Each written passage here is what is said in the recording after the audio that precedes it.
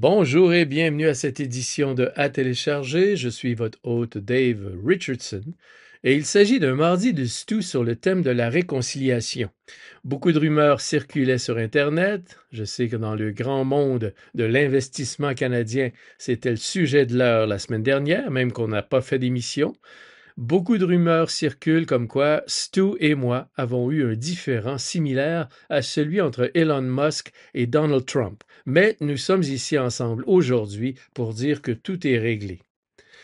Oui, beaucoup d'eau a coulé sous les ponts, Dave.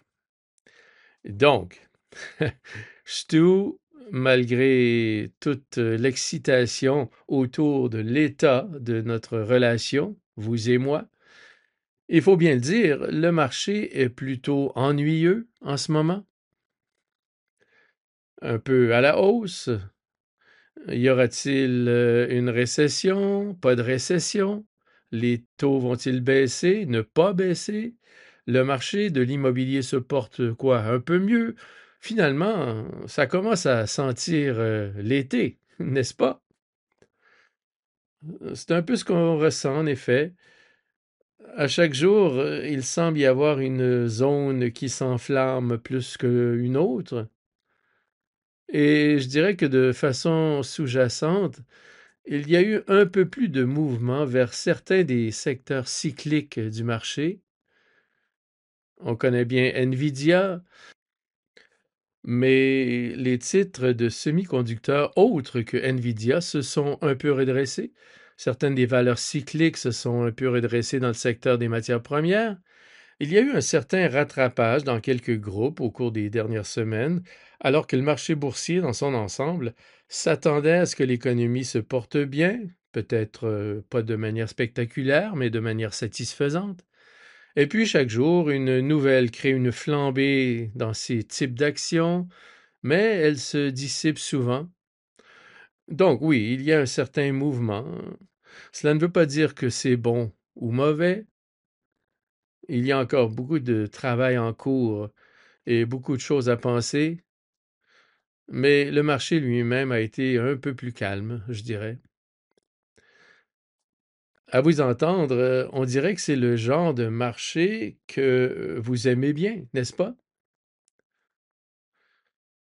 Parce que si vous avez ces flambées ici et là, la tendance générale est à la hausse, mais vous pouvez choisir où vous voulez être parce que vous allez être un peu plus actif. Vous n'êtes pas en train de vous lancer d'un titre à l'autre tous les jours, certes, mais vous avez la possibilité de trouver des éléments qui vont donner à votre portefeuille un peu plus de jus, je dirais, à court et à moyen terme, en fonction de ce qui se passe au jour le jour.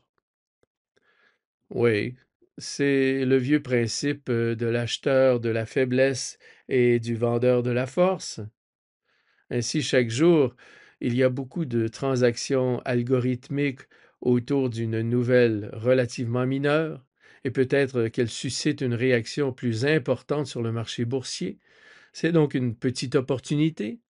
Mais en toute honnêteté, dans ce type d'environnement, c'est plutôt le moment où l'on peut vraiment étudier les entreprises d'une manière différente parce que c'est un peu plus calme. En avril et en mai, on regarde beaucoup plus les prix parce qu'il y avait de la volatilité, beaucoup d'activités et de choses à faire.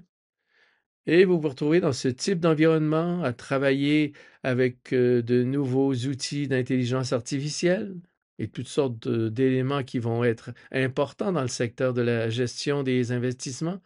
On a un peu plus de temps pour regarder ça également.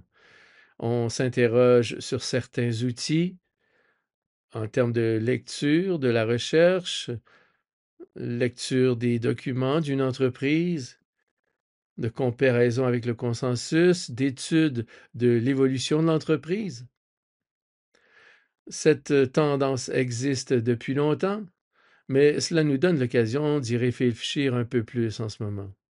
Et certains de ces outils sont vraiment impressionnants. Ainsi, en période d'accalmie, ce qui est formidable, c'est que cet outil peut explorer les données et vous présenter ce que vous voulez vraiment à tout moment. ce qui vous permet de consommer autant d'informations qu'avant, mais de consommer de meilleures informations, ce qui vous rend plus efficace et vous aide à prendre de meilleures décisions en matière d'investissement. C'est vraiment ce que l'IA va faire pour vous dans votre domaine. Oui, c'est vrai. C'est la capacité de trouver ses sources. L'autre jour, quelqu'un m'a montré une entreprise qui se lançait dans une série de dépenses d'investissement dans de nouveaux restaurants. Vous savez, on se promène sur la rue et on regarde les devantures des commerces. Celui-ci commence à être un peu fatigué, celui-là a un éclairage tout neuf, allons-y donc pour voir. Vous essayez donc de comprendre quel type de rendement ils obtiennent lorsqu'ils investissent ce capital. On peut toujours mesurer l'achalandage, on peut regarder d'autres indicateurs, mais si l'on laisse l'IA travailler sur ce sujet et sur les recherches qu'elle trouve dans certaines revues spécialisées, qu'elle reconstitue les données, c'est vraiment très impressionnant. C'est le travail d'un analyste fondamental, au fond. Il ne s'agit pas d'un comportement technique, mais d'une contribution au processus d'investissement. Et je pense que tout cela va continuer. C'est ce que nous constatons pour chaque titre, mais nous le constatons également sur le plan d'un portefeuille où vous pouvez faire des recherches, peut-être pas sur votre portefeuille spécifique, mais si vous étudiez les implications, non seulement des nouveaux tarifs et d'autres aspects de ce genre, mais si vous voulez vraiment approfondir un certain aspect de la structure des coûts et dire comment cela pourrait-il avoir un impact sur toute une série d'industries, le processus de remue-ménage est assez efficace. J'ai une collection de casquettes chez moi et l'une de mes préférées dit «Ceci est ma casquette pour réfléchir». Vous mettez donc votre casquette de réflexion. Les gens sont d'excellents remueurs d'idées parce qu'eux font preuve d'imagination, mais la machine y ajoute certainement quelque chose. Oui, et c'est toute la question de l'art et de la science dont nous avons toujours parlé. Vous en êtes un exemple tout à fait convaincant. Vous avez toujours beaucoup de ressources pour faire des recherches et comprendre les entreprises dans lesquelles vous souhaitez investir. Et ensuite, vous appliquez votre art et votre expérience, les connaissances que vous avez accumulées au fil des ans, en investissant avec succès, en investissant de manière professionnelle. Et encore une fois, tout au long du temps, année après année, et maintenant l'accélération est encore plus rapide. Ces machines sont plus rapides et sont capables de vous montrer des choses que vous pouvez regarder et que vous n'auriez peut-être pas vues auparavant. Cela ne fera pas tout le travail pour vous, car il est toujours difficile de battre le marché, de concevoir un portefeuille qui offre constamment des rendements supérieurs à la moyenne aux investisseurs, mais cela vous donne plus d'éléments avec lesquels travailler. Et lorsque vous donnez à des gens très intelligents ces informations, de grandes données, ils peuvent généralement en faire quelque chose d'intéressant. Oui, c'est vrai. D'une manière générale, la boîte à outils comprend l'analyse quantitative, l'analyse fondamentale et l'analyse technique. En ce qui concerne l'analyse quantitative, l'impact majeur a été la vitesse de connexion, la vitesse d'assimilation des nouveaux chiffres, etc.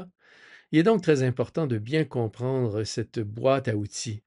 Ensuite, fondamentalement, c'est votre analyse, votre compréhension de l'activité, l'évaluation de la gestion, des opportunités, ce genre de choses. Tout ça va bénéficier de l'aide de l'intelligence artificielle.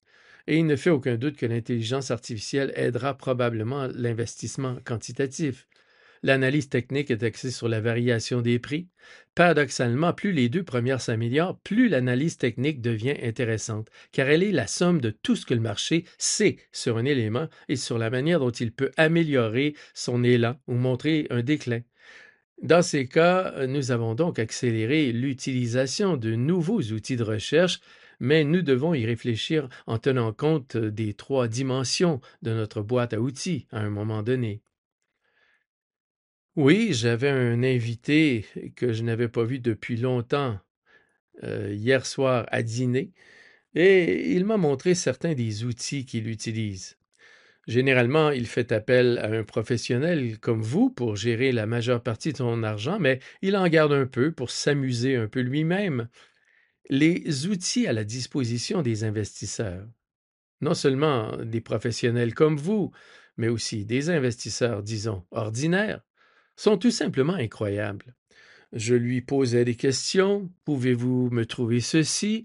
À quoi cela ressemble-t-il? Puis autour de différents indicateurs d'analyse technique et de ce qu'il en ressort. Même le visuel est absolument incroyable. C'est vraiment impressionnant ce chemin sur lequel nous sommes engagés, la vitesse à laquelle nous allons y arriver, parce qu'il semble que cela arrive plus vite que quiconque ne l'avait prévu et que cela va forcément changer tout ce que nous faisons et pas seulement dans les placements. Oui, bien sûr.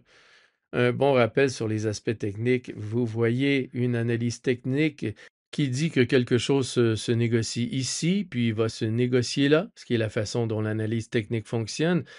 On peut y croire, mais l'une des citations sur mon fameux mur est quand je vais à la chasse, j'emmène mon chien, mais je ne lui confie pas mon fusil. Je pense que même lorsque vous incorporez l'analyse technique, vous vous demandez qu'est-ce que le marché essaie de me dire à propos de cette situation. Est-ce que je suis d'accord avec cela? Ou si je ne suis pas d'accord, y a-t-il quelque chose dans ma thèse que je devrais réévaluer? Ces questions deviennent très importantes car les machines sont très influencées par certaines situations de trading algorithmique. Mais quelque chose de fondamental peut se produire et cela ne fonctionne plus. C'est donc sur un mélange des 3 composantes de la boîte à outils que nous devons nous concentrer. C'est vrai, on ne peut pas construire une maison avec un simple marteau. Il faut tous ces outils. Et dans ce cas, vous utilisez ces 3 domaines, mais cela va plus loin que cela pour identifier le bon investissement. Une fois encore, un marché comme celui-ci vous donne l'occasion de prendre du recul, d'examiner, de réévaluer certaines choses. Alors, terminons cette conversation en faisant le point sur les 2 semaines qui se sont écoulées depuis notre dernière fois et sur ce qui s'est passé sur les marchés. Je pense que vous y aviez dit juste avant que nous ne commencions l'enregistrement qu'il y a beaucoup de bruit lorsque nous parlons des États-Unis en ce moment et de la politique américaine. Il y a eu l'affaire Elon Musk et Trump, les négociations commerciales avec la Chine, les problèmes d'immigration aux États-Unis. Il y a beaucoup de grands titres, beaucoup de bruit, et évidemment, il faut s'y attendre. Mais ce qui se traduit sur les marchés, c'est que les choses n'ont pas bougé d'un iota, je dirais. Mais si nous regardons maintenant vers le second semestre de l'année et les inquiétudes concernant les bénéfices, elles sont toujours d'actualité. Rien n'a fondamentalement changé en ce qui concerne les prévisions de bénéfices, les prévisions de croissance et les attentes concernant le déroulement de l'année. C'est vrai, normalement, les prévisions de bénéfices commencent l'année à un niveau assez élevé, puis elles baissent d'elles-mêmes, naturellement, je dirais, tout au long de l'année, parce que les gens sont un peu trop optimistes au départ et qu'ils n'y croient peut-être plus tout à fait. Ce que l'on observe alors, c'est le rythme de la baisse par rapport à la baisse réelle, je dirais, si l'on peut dire. Il y a donc eu une période, en avril et en mai, où le rythme du déclin était un peu plus agressif que ce que l'on observe normalement, ce qui était une source d'inquiétude. Ce rythme s'est stabilisé, les estimations se sont améliorées ces derniers temps. Nous avons déjà parlé de la saisonnalité. Lorsque j'ai commencé, j'ai travaillé avec un homme qui disait acheter quand il neige, vendez quand il pleut ou quand la neige a disparu, ou bien achetez les vacances de mars, vendez le 2 mai, vendez au long week-end d'août et achetez à l'Action de grâce. Bref, en été, le marché est souvent un peu calme, comme nous venons de le voir, et il y a un peu de reprise. Puis on arrive au mois d'août, et c'est là que la prochaine série de réflexions sur les estimations a lieu. Et je pense que la chose qui reste en arrière-plan, et il y a encore des avantages et des inconvénients, mais qu'il ne semble pas y avoir eu à payer le prix pour une partie du chaos à ce stade. Certaines données indiquent l'incidence sur la confiance, et nous verrons comment tout cela se déroulera. C'est ce que nous allons évaluer au fur et à mesure que l'été avance. OK, Stu, bien c'était un super mardi de Stu. Content que vous ne soyez plus fâchés. Vous serez parti la semaine prochaine, je pense. Alors, on risque de ne pas se revoir avant 2 semaines. Tout à fait, Dave. Sans rancune, en toute amitié. En toute amitié. N'allez pas sur Internet et vous imaginez que Stu et Dave sont fâchés l'un contre l'autre. Stu, passez de bonnes vacances et on se retrouve dans quelques semaines. Très bien. Merci, Dave. Cet enregistrement a été fourni par RBC Gestion mondiale d'actifs Inc. à des fins d'information seulement et ne constitue pas un conseil de placement ou un conseil financier. Vous devriez consulter vos propres conseillers juridiques, comptables, fiscaux, en placement ou en planification financière avant d'effectuer toute opération.